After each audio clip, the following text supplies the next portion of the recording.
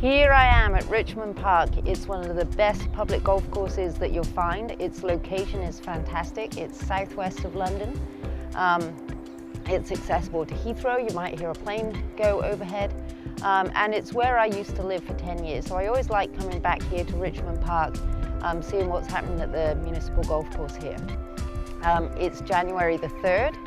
It's a couple of days after the new handicapping system has come into effect, and I think there's great benefits for public golfers with the new handicapping system. There's a couple of things that make it easier.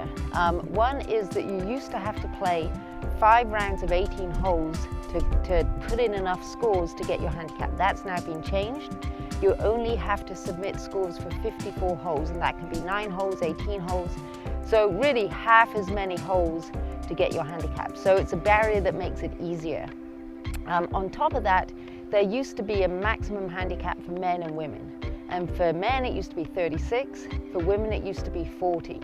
Now, for all golfers, regardless of gender, the maximum handicap is 54, which means that you can play pretty much triple bogey every hole and still get a handicap. So it makes it easier to kind of start the process of tracking your score and seeing how you improve. So I think that, those two changes there make it great for all golfers, but particularly public facility players.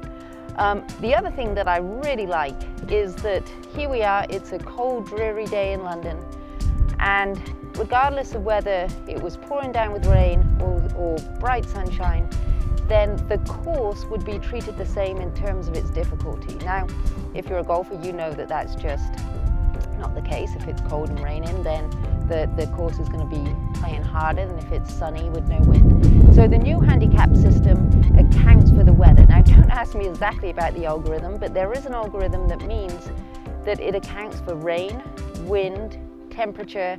So the weather is going to be calculated into your round in terms of how you are playing relative to the course and relative to your handicap. So that's another big benefit. Another thing that I like is that the handicap is going to be adjusted every time you play. So instead of waiting for the monthly or bi-weekly updates, then as soon as you put in a score into the system, your handicap is going to be adjusted immediately. So that makes it kind of more dynamic, and it's going to reflect more what you're doing. So if you're the kind of golfer that doesn't play very often, then you're going to see very little change in your handicap. Whereas if you're someone who plays very regularly every day, your handicap is going to go up and down depending on how you're doing. So I think that's a really good benefit. The last thing that I really like is it is a global handicap system. So whether you're playing here in Richmond Park in London or anywhere else in the world, then your handicap is going to be comparable to someone else with the same handicap. And that wasn't always the case. There used to be 6 handicapping systems.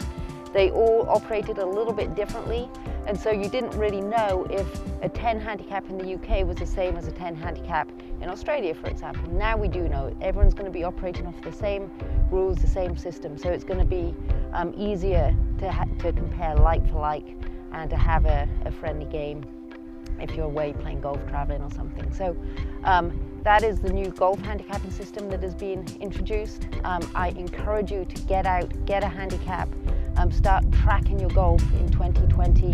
The system has been made easier for you, less barriers, so get out there and do it and enjoy your golf.